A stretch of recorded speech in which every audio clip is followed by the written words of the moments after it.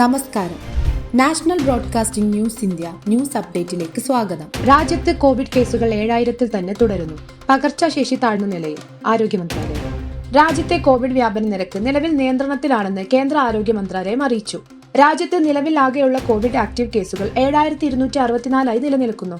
പ്രധാന വിവരങ്ങൾ: മൊത്തം ആക്റ്റീവ് കേസുകൾ 7264 കഴിഞ്ഞ 24 മണിക്കൂറുകൾക്കുള്ളിൽ റിപ്പോർട്ട് ചെയ്ത മരണം 11. പുതിയ കേസുകൾ ഏകദേശം 350-400 നിരക്കിലാണ്.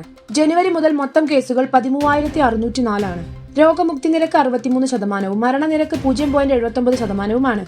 സംസ്ഥാനപരമായ സ്ഥിതി: കേരളം ഏറ്റവും കൂടുതൽ ആക്റ്റീവ് കേസുകൾ 1920, ഗുജറാത്ത് 1433, കർണാടക 696 കേസുകൾ, 208 പുതിയ കേസുകൾ, test positivity 53.8%, Delhi 649, Maharashtra 540, Jammu Kashmir active കേസുകൾ 15, മണിപ്പൂർ പുതുതായി 20 കേസുകൾ റിപ്പോർട്ട് ചെയ്തു, ലുധിയാന 22 ആക്റ്റീവ് കേസുകൾ.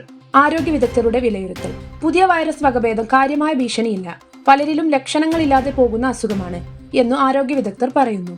മുതിർന്നവരും ആനുകാലിക രോഗമുള്ളവരും മുൻകരുതലുകളുമായി തുടരേണ്ടതുണ്ട്.